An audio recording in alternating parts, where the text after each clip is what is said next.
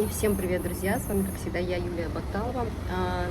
Пришла специально в кафе, чтобы посидеть, записать для вас ролик по поводу того, куда же все-таки поступил, как поступил мой старший сын. Напоминаю, мы живем 4 года уже в Турции, как раз в августе 4 года, ровно 4 года назад мы переехали с 3 детьми, старшему сыну 17, скоро 18 в этом году исполняется. И мы решили отдать его именно сюда, высшее учебное заведение, да, в институт. И сейчас я даже подготовила ряд вопросов через GPT, какие бы вопросы были бы интересны моим подписчикам. Да, я сейчас попробую, постараюсь ответить на все эти вопросы. А сейчас первый вопрос. Как вообще сын поступал в турецкий университет? Смотрите, вообще, когда мы решили сюда все-таки поступить, мы изначально были настроены на Москву. Все-таки хотели, чтобы он учился в хорошем институте, именно в Москве. Его уже 100% брали, потому что он здесь ЕГЭ сдал. Те, кто задается вопросом, как он здесь в Турции сдал ЕГЭ, хочу сказать, что для работников Аккую, а мы как раз приехали сюда работать, да, есть школы именно только для работников Аккую. Вот, это станция, которая строится совместно Турция и Россия. И как раз таки 3 года он учился именно в этой школе. И 11 классов закончился там. Так как это аккредитацию получила школа, здесь можно сдать ЕГЭ. И мы как раз таки сдали ЕГЭ, планировали в Москву, но в начале года этого передумали. Собственно, из-за того, что мы передумали резко, у нас был ряд таких моментов, не могу назвать это проблемой, но были такие моменты сложности, да, которые, в принципе, мы преодолели и все-таки поступили в Стамбул, стамбульский хороший государственный университет, хотя, когда я обращалась за помощью и задавала вопросы, мне все до единого поголовно говорили, что мы не попадем уже в государственный институт, так как у нас не было ТР-ЙОСа. Вот, смотрите. Первый вопрос, да, как вообще сын поступил в турецкий университет? Ну, в общем, мы решили, что идем все-таки в турецкий, да, там был как бы выбор в Россию либо в Турцию, и все-таки я решила, что пока мы здесь живем, давай-ка мы попробуем в институт Турции поступить, и у нас будет еще возможность учиться в России, если захочет, да, можно и 2-е, 3-е, и 4-е высшее образование получить в любое время. Так как мы здесь рядом, не захотелось мне отпускать в Москву ребенка, где я никого не знаю, у меня вообще нету как бы, да, знакомых, и даже вот звонить, если даже ему звонить, и не дай бог там будут проблемы со связью, это я просто с ума сойду, если ребенок трубки не будет брать. А также мне лететь туда постоянно, вот эти все вопросы решать, это вообще неудобно. А здесь как бы в Турции я могу приехать, могу что-то там порешать, тем более пока еще нет 18 лет ребенку. В общем, решили поступать сюда. Как только решили, как я и сказала, да, сложности какие-то, ряд вопросов каких-то пошел. И вот можно ли поступить в Турцию после российской школы? Хочу сказать, что можно. Можно поступить по аттестату, по ЕГЭ, по результатам ЕГЭ тоже можно. Аттестат 11 классов, да хоть даже после 9 класса, да, можно пойти, получается, в лицей. Вот. Нужен ли ЙОС или другой экзамен для поступления? Вот как раз таки хочу сказать, что наш случай это как раз таки поступление в государственную школу без ТР-ЙОС. Мы надумали поступать где-то в конце февраля, а регистрация на ТР-ЙОС была в начале февраля. То есть мы немножко не успели и не смогли сдать этот ТР-ЙОС. И нам, как я и сказала, все говорили агенты, что поголовно, что мы не сможем поступить, и тем более в государственные. Сейчас я вам объясню, почему мы хотели в государственные. Есть государственные, есть частные институты. Частные институты, они не такие хорошие, как государственные. Здесь, в Турции, может быть, начальная школа, там вот школа, да, средняя, это совсем другое. Институт здесь прям конкретно, это хорошее высшее образование, если, то это государственный институт. Почему? Потому что частные, во-первых, они берут очень дорого, большие деньги, но дорого, как я люблю всегда говорить, не всегда хорошо. И действительно, это тот случай, когда дорогие частные институты говорят, что дают не совсем хорошее образование. и котируются все-таки государственные институты. Там тоже, конечно же, платно. Я расскажу вам дальше, да. Какие документы понадобились для поступления? Вы знаете, документы, когда мы начали поступать, понадобилось очень много. Во-первых, мы поступали, как я и сказала, по аттестату. Кстати, еще один момент. Пока еще вы, например, не закончили 11 класс, вы можете еще также подаваться. Здесь подача начинается очень ранее, чуть ли не с начала года. Да, действительно, уже в феврале там, или в марте уже начинается подача, и вы можете начать подаваться по табелю, по оценкам. Но это надо будет запросить у школы справку, это надо будет ее перевести, апостилировать, ну и как бы удаленно можно будет податься. То есть в России это определенные инстанции. Здесь это переводчик, нотариус, в принципе. И если, например, подача по аттестату или по ЕГЭ, вот аттестат, например, нужно обязательно апостилировать. И здесь, например, апостилирования аттестата нету. Здесь есть только заверение. И мы как раз-таки этот путь проходили. Мы ездили в Анкару, ну, точнее, за нас поехали. Оказывается, можно другому человеку сделать заверение на документ чужого человека. Есть такое. Мы как раз это сделали. Мы передали документ, и нам его заверили в Анкаре, в консульстве России. Но апостилирование аттестата здесь было невозможно. Поэтому, так как документ у нас был все-таки российский, его нужно было заверить. Вот, документы, еще раз повторяюсь, это все очень сильно индивидуально, но очень много документов нужно. И я лично обращалась к агенту, то есть мы поступали через агента, потому что, ну, как я посчитала, возможно, я бы, конечно, справилась, но это было бы дольше, это было бы сложнее для меня. И, возможно, даже из-за какой-то там ошибки в документе или нехватки какого-то документа, либо неправильном оформлении, возможно, нас бы даже и не взяли. Поэтому я обратилась к агенту, и я считаю, что совместно именно вот наш вот такой вот труд дал результат.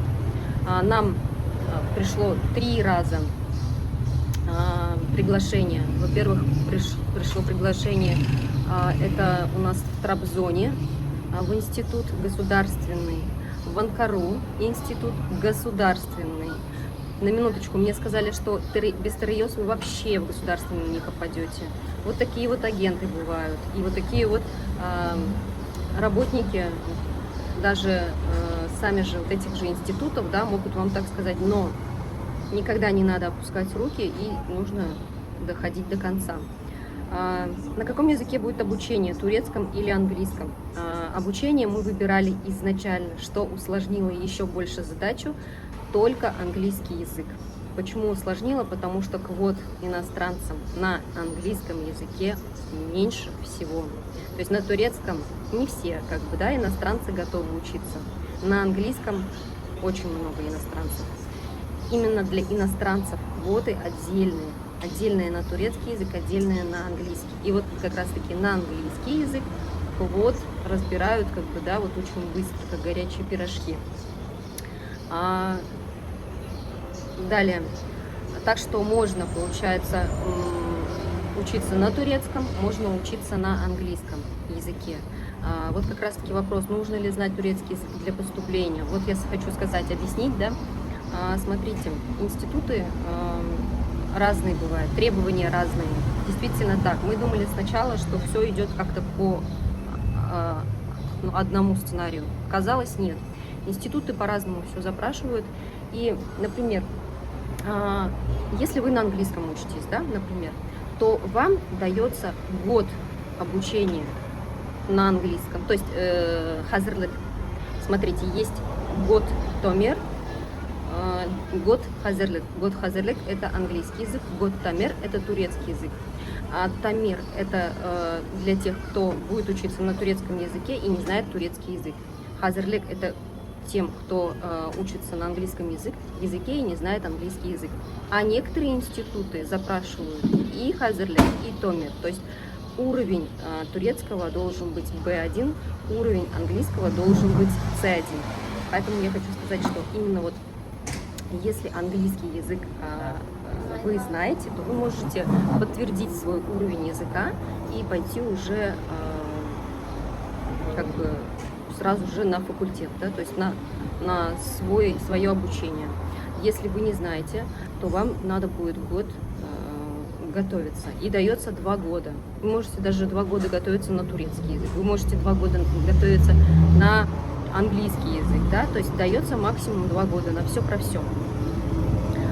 И у нас как раз попался такой институт, который не требует сразу турецкого уровня, прям сразу же, но в течение года там проходят экзамены, где ты должен подтвердить уровень B1, это турецкий язык. Но мы учиться будем на английском, и мы планируем год английского учиться.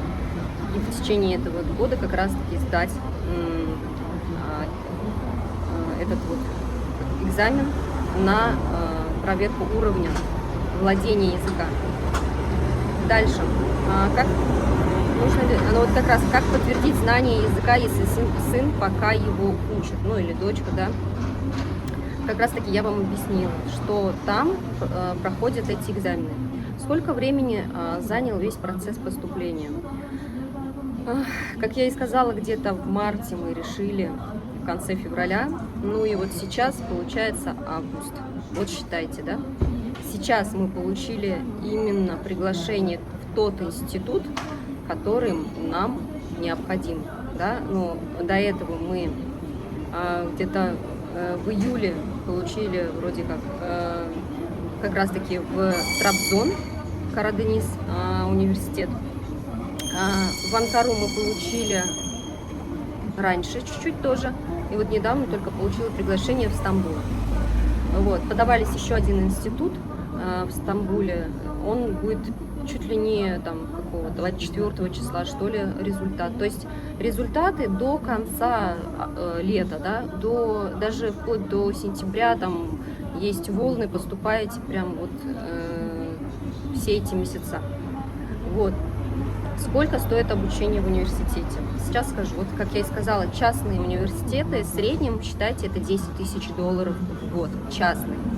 Которые еще и при этом не котируются.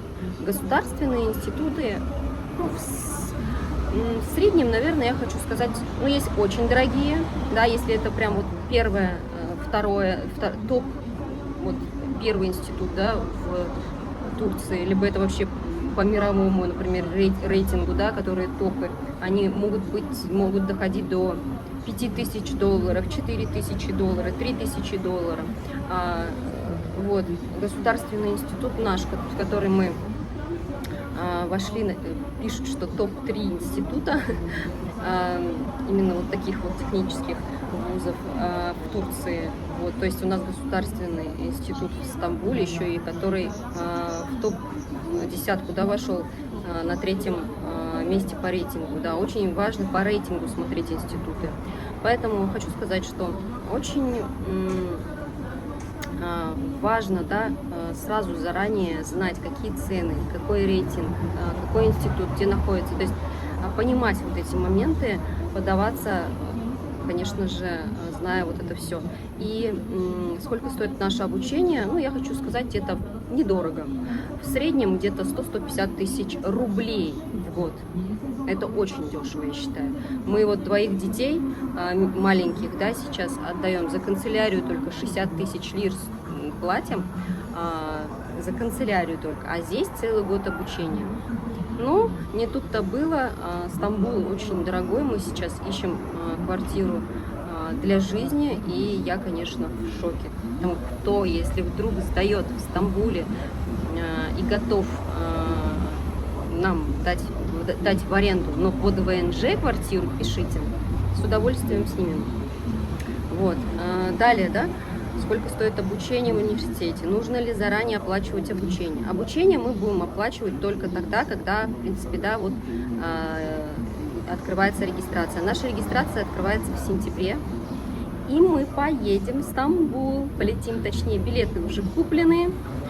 Я очень рада, я не была ни разу в Стамбуле, я побываю в Стамбуле, пусть даже по делам, пусть даже проездом. Теперь, после того, как сын будет там учиться, мы будем ездить, конечно же, чаще, изучать его, буду снимать на свой канал все это. Вот. Вообще весь процесс, да, я буду рассказывать, снимать, кому интересно.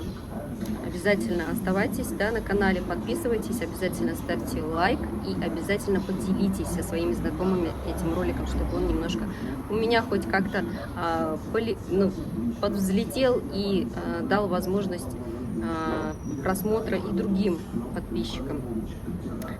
И так, нужно ли заранее оплачивать? Вот получается, при регистрации заранее не надо. Как мы получили приглашение от университета? Подаетесь полностью удаленно, приглашение приходит тоже удаленно на почту.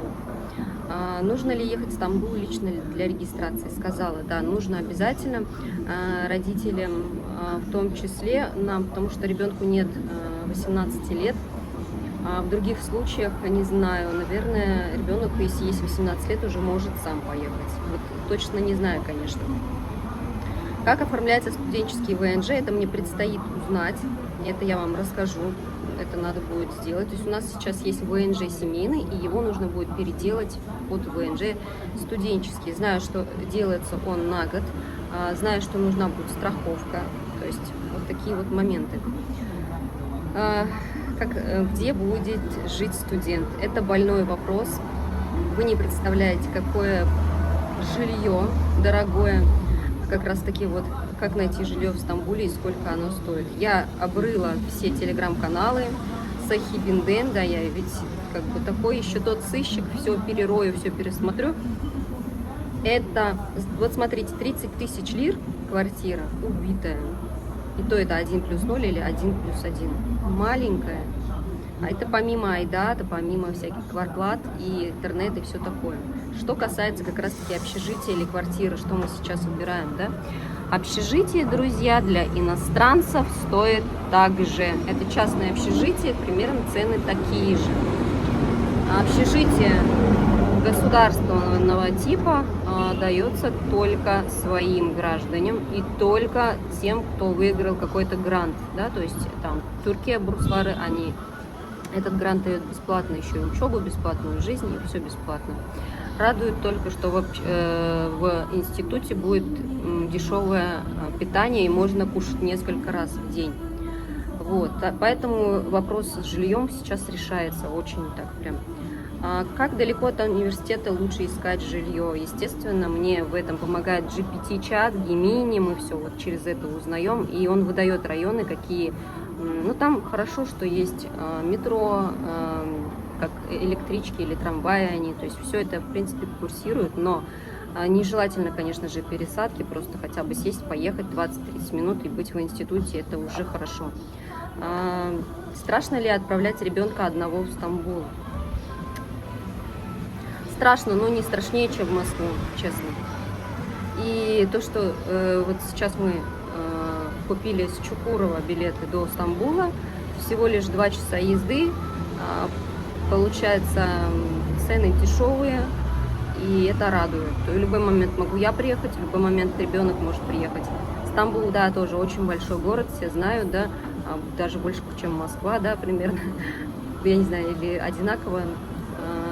Ну, в общем, я хочу сказать, что это тоже не маленький город, и поэтому, конечно же, страшно. Вот. Но что делать? Детей нужно отпускать. Как вообще решиться отпустить сына учиться в другой город и страну? Как вообще решиться? Ну, нужно решиться как-то. И я себя готовила уже давно, и на канале «Кто не впервые». Я сама себе всегда говорю, надо отпускать ребенка. Вот это даже с вами делилась на протяжении, наверное, последних 2 лет я уже это твержу и рассказываю. Наверное, зрители слышали не раз об этом. Но сам собой как-то вот нужно работать. Вообще я считаю, что нам уже, мне уже 40 будет скоро, ну пока 38. А вот в таком возрасте нужно развиваться. Даже в 100 лет нельзя останавливаться, нужно работать над собой. Разговаривайте с самим собой, учитесь, практикуйте. Эта практика хорошая, нужно себя как бы развивать. Нельзя детей держать рядом с собой. Ну нельзя. Они просто... У них не будет жизни рядом с вами, вот и все. Во сколько примерно обойдется первый месяц жизни студента в Стамбуле? Боже мой, вот вопросы эти такие, прям, которые сейчас очень сложно, во-первых, ответить, и которые больные, которые сейчас вот как раз таки я над этим и думаю. И я об этом обязательно вам расскажу в других роликах. Какой бюджет мы закладываем на жилье, питание и транспорт? И вот тоже как бы, да, буду говорить об этом позже. Сколько денег нужно отдать студенту с собой на первое время, тоже позже. Можно ли студенту нормально жить в Стамбуле без огромного бюджета? Ну, это вообще прям вопросы, которые будут у меня, на которые будут у меня ответы немного позже. Надеюсь, я хоть немножко ответила на какие-то ваши вопросы. Хочу сказать, чтобы вы писали под этим роликом еще вопросы, буду конкретно разбирать в следующих роликах ваши вопросы. Сейчас поеду к нотариусу оформлять, знаете что? Вчера сидела в GPT и вот это все обсуждала. Кстати, самый лучший помощник — это GPT. А что это такое, да? Что я сейчас пойду оформлять? Короче, кратко говоря, там написано так: я заявляю, принимаю и обязуюсь, что имею финансовую возможность покрывать все расходы этого студента в течение периода его обучения. Представляете? Вот такая вот бумажка нужна, еще нотариально заверенная. Сейчас поеду, еще на это денег надо. Вы не представляете, сколько денег ушло на переводы, на нотариальные заверения. Здесь это, кстати, очень дорого. В России, в принципе, в этом плане даже будет, наверное, удобнее. Вот, во-первых, на своем языке, во-вторых, по деньгам это будет намного дешевле. Поэтому вот, ничего бояться не надо. А если есть еще агент хороший, да, который действительно возьмется за вас, как я и сказала, я обошла очень много агентов, все говорили нет, нет, нет, в итоге оказалось, да, оказалось, что можно, и мы поступили, вот, спасибо моему агенту большое. Также хочу быстренько, так, они у меня тут, сказать, какие вот, например, документы лично для нас нужно сейчас вот для регистрации. Вот, паспорт, документ о зачислении результате экзамене, да, то есть оригинал аттестата, турецкий нотариальный перевод аттестата, денклик белгиси, транскрипт, перевод, это со школы, документ о результате экзамена, скорее всего, это про ЕГЭ, там, либо если у вас есть ЙОС, студенческая виза, если она у него должна быть, но у нас пока еще нет, мы будем как раз оформлять, 6 фотографий, квитанция об оплате обучения, как раз таки вот нотариально заверенный документ называется Мади Гювенч Биен Форму, и Türkçe Yeterlik Bilgisi, если для его программы требуется. Это как раз таки знание турецкого языка. Что, друзья, на этом все. Всех вас очень сильно люблю. Поболтали с вами. Надеюсь, это будет полезно многим. Всем желаю, как всегда, позитива, счастья, мирного неба над головой скорее всем нам. Всем пока.